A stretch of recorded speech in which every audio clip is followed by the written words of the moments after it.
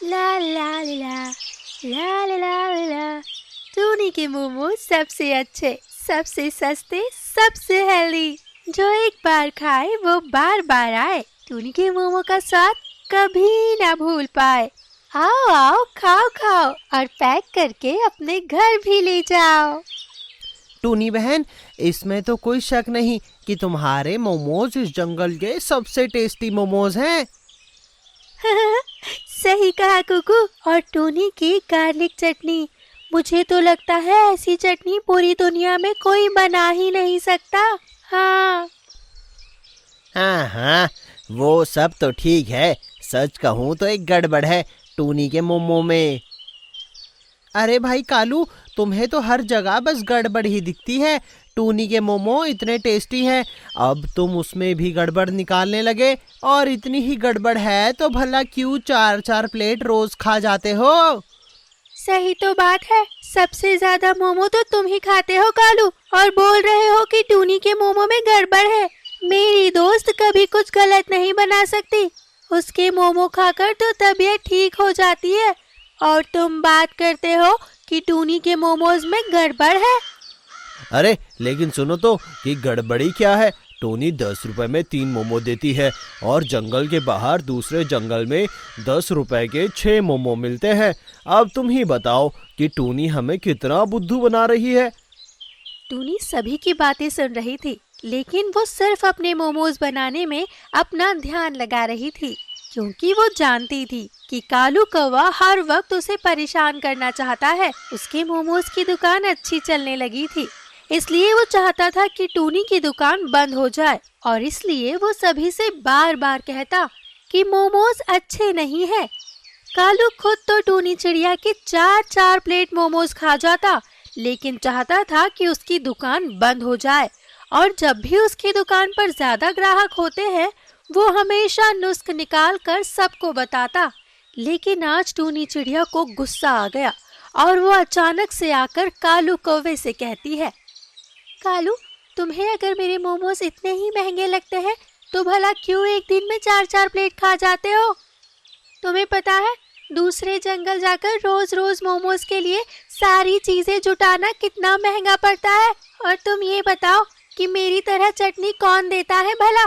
मेरी गार्लिक अखरोट की चटनी खाने सब दूर जंगल से आते हैं, और एक तुम हो कह रहे हो कि मोमोज महंगे हैं। अरे माना कि तुम्हारी चटनी गार्लिक अखरोट की बनती है, लेकिन टूनी तुम 10 रुपए में 3 मोमोज देती हो और दूसरे सभी तुमसे डबल 6 मोमोज एक प्लेट में देते हैं। कालू, मेरे मोमोज के अंदर सब्जियों के साथ पनीर भी होता है, और मेरे मोमोज मल्टीग्रेन आटे के होते हैं। जो मोमोज तुम खाते हो वो मैदे के बने होते हैं, और ना ही उनमें सब्जियां होती है और ना ही पनीर। उसमें बस सड़ा गला पत्ता गोभी होता है, और ये बात सारा जंगल जानता है, समझे तुम? हाँ भाई कालू, बात तो टूनी बहन एकदम ठीक कह रही है। टूनी के मोमो खा के हम सब हेल्दी हो रहे हैं, ना कि बीमार। और अगर तुम्हें बीमार होना है तो जाओ, जाकर खाओ ना कहीं और से। टूनी के मोमो क्यों खा रहे हो? कालू, तुम्हें पता भी है टूनी कितनी मेहनत करती है मोमो बनाने के लिए? जंगल में जाकर सुबह 5 बजे सब्जियां तोड़ना, रोज मल्टीग्रेन आटे को अपनी चक्की में पीसना, ताजा पनीर लाना और अखरोट रानू चिड़िया से लेना, और उसे भी पैसे देना, तब जाकर बनते हैं कहीं टूनी के मोमोज, समझे? और तुम इसे खेल समझ रहे हो? चिंकी और कुकू की बातें सुनकर कालू कौवा वहां से रफा दफा हो जाता है और मन ही मन कहता है, इस टूनी को तो एक दिन मजा चखा कर रहूंगा। समझती क्या है अपने आप को? एक तो ज्यादा पैसे लेकर कम मोमो देती है और ऊपर से अकड़ दिखाती है। क्या हुआ जी, क्या बड़बड़ कर रहे हो? अरे कुछ नहीं, वही टूनी और उसके मोमोज की कहानी। मैंने कहा 10 रुपए के 3 मोमो देती हो, तो कहने लगी मेरे मोमो स्पेशल है, हर कोई मेरे मोमो खाने के लिए तरसता है, उसका घमंड तो तोड़ना पड़ेगा। हाँ, आजकल कुछ ज्यादा ही उड़ रही है टूनी चिड़िया। उसके मोमोज जरा फेमस क्या हो गए, अपने आप को बहुत होशियार समझने लगी है। मैं तो कहती हूँ बारिश आने वाली है, जाएगी कहाँ, लकड़ियाँ लेने तो हमारे पास ही आएगी। देखा नहीं तुमने, उसका घर बारिश में टपकता है, कितना पानी टपकता है उसके घर में। इस बार तो उसे अपने घर के लिए लकड़ियाँ बदलनी ही पड़ेगी। अरे गौरी, तुम्हारा तो जवाब नहीं, ये तो मैंने सोचा ही नहीं, और इससे अच्छा तो कोई तरीका हो ही नहीं सकता टूनी को मजा चखाने का। लेकिन एक बात तो पक्की है जी, टूनी के जैसे मोमो पूरे जंगल में कोई नहीं बना सकता। तुम्हारे आने से पहले मैंने भी एक प्लेट टूनी के मोमो मंगाए थे और वही खाए हैं। कहीं ऐसा ना हो कि हम उसे लकड़ियाँ ना दे और वो हमें मोमो ना दे। अरे तुम भी ना, अब तो टूनी ने सब कुछ बता दिया है कि वो कैसे मोमो बनाती है। हम खुद ही मोमो का स्टॉल लगा लेंगे, समझेगी नहीं? कैसी बातें करते हो तुम, मुझसे सुबह 5 बजे नहीं उठा जाता। टूनी सुबह 5 बजे उठकर जंगल के अंदर जाती है, बहुत अंदर। और तुम्हें पता है, सब्जियां, ताजा पनीर, अखरोट सब कुछ लेकर आती है। मैं तो ये काम नहीं कर सकती, तुम कर सकते हो तो बोलो। हाँ हाँ ठीक है, आने दो टूनी को लकड़ियाँ लेने, बताता हूँ उसे अभी। तभी एक दिन अचानक बहुत तेज तूफान आ जाता है और वो तूफान टूनी के घर की छत को उड़ा देता है, जो घास फूस की बनी होती है। तभी टूनी की बेटी गुड़िया अचानक रोने लगती है।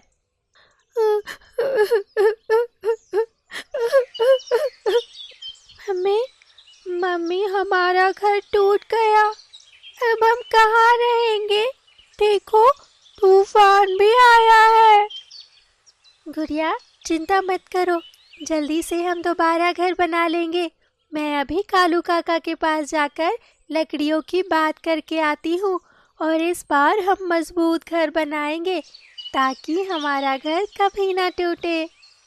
लेकिन मम्मी, कालू काका लकड़ियाँ तो दे देंगे ना?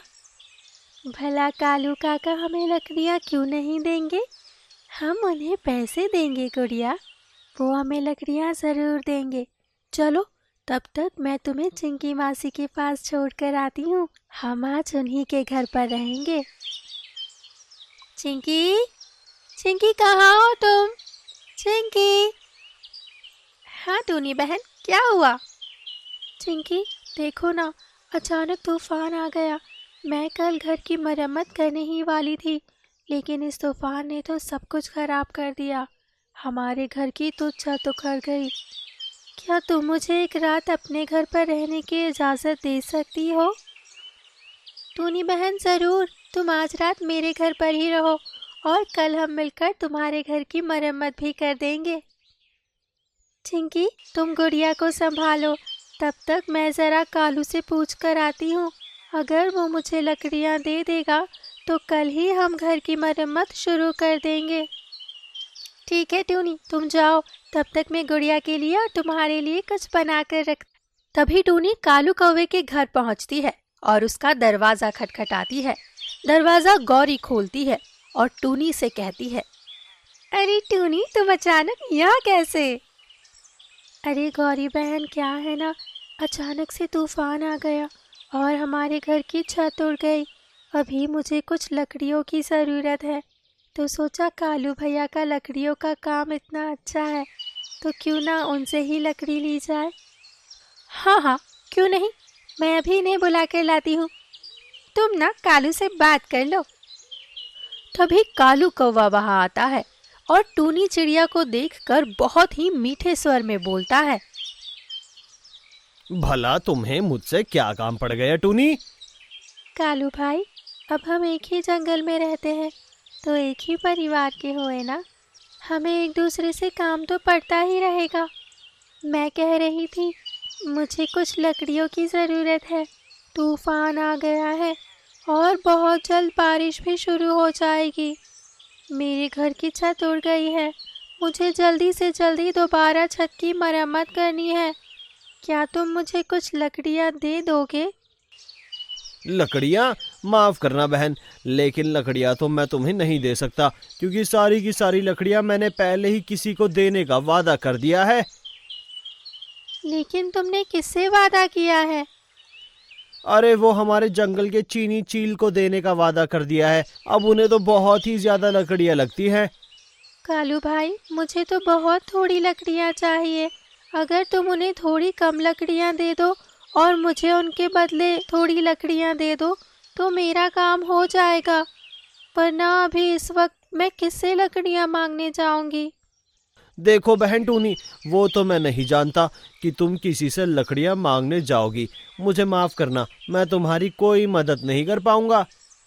अरे लेकिन कालू भाई, टूनी बहन आओ ना, मैं तुम्हें मोमो खिलाती हूँ।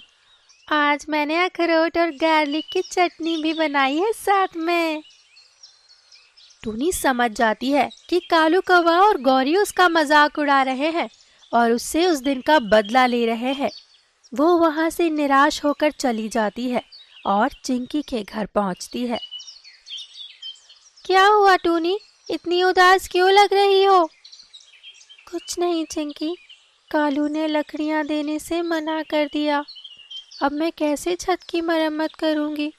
दूर जंगल से लकड़ियां लाना कितना मुश्किल है भला। वहां से लकड़ियां उठाकर कैसे लाऊंगी? टूनी, पहले तुम कुछ खा लो, हम सुबह कुछ सोचते हैं। चिंकी, मुझे तो कुछ समझ नहीं आ रहा। अगर लकड़ियां नहीं मिली तो बारिश आ जाएगी और बारिश के आने से पूरा घर भीग जाएगा और सब कुछ खराब हो जाएगा। टूनी बहन, मैं कह रही हूँ ना, तुम चिंता मत करो, हम कुछ न कुछ उपाय ज़रूर सोच लेंगे। और फिर अगले दिन टूनी चिड़िया अपनी दुकान नहीं लगाती है, तभी जंगल में रानू चिड़िया आती है और वो टूनी चिड़िया की बंद दुकान देखकर चिंकी के घर पहुंच जाती है। अरे रानू, तुम सही जगह आई हो, टूनी यहीं है, अंदर आ जाओ। टूनी और चिंकी रानू को सारी बातें बताते हैं। तभी रानू एक उपाय निकालती है। कालू ने तो तुम्हें लकड़ियां नहीं दी क्योंकि वो तुमसे बदला लेना चाहता था। अब हम एक काम करते हैं, तुम अपनी छत लकड़ियों की जगह कबेलू की बनाओ।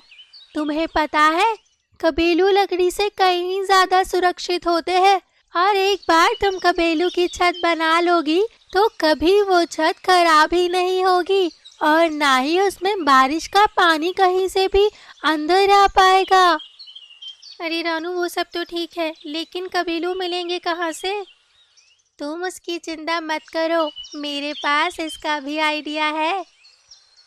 अरे क्या आइडिया है तुम्हारे पास? चलो मेरे साथ। रानू, चिंकी और टूनी जंगल की ओर चलते हैं। रास्ते में उन्हें कुकू कबूतर भी मिल जाता है। चारों चलते जाते हैं।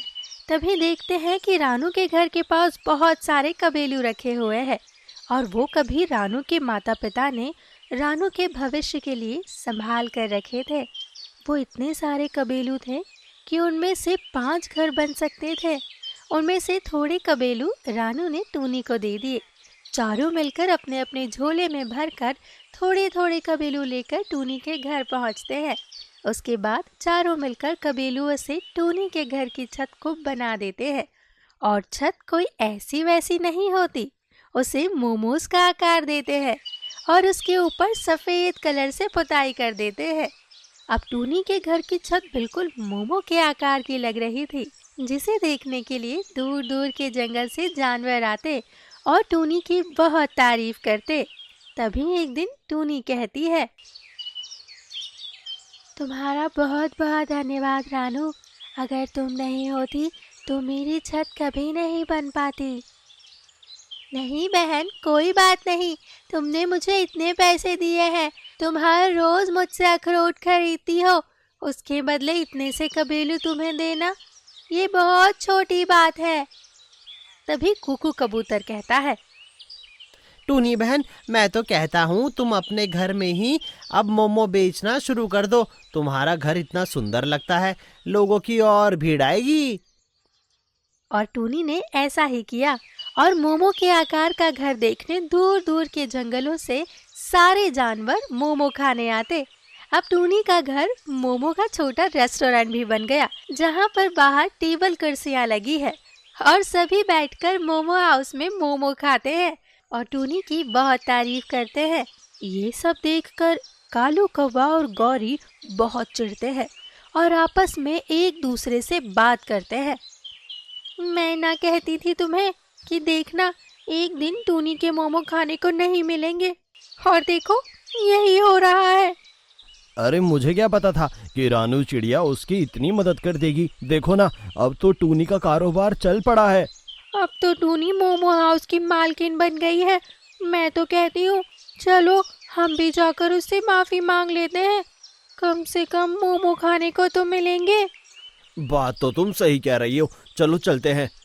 और कालू कौवा और गौरी टूनी के मोमो हाउस पर जाते हैं। टूनी भी उन्हें माफ कर देती है और उन्हें एक एक प्लेट मोमो देती है, और वहाँ सभी लोग कालू कौवे और गौरी को देखकर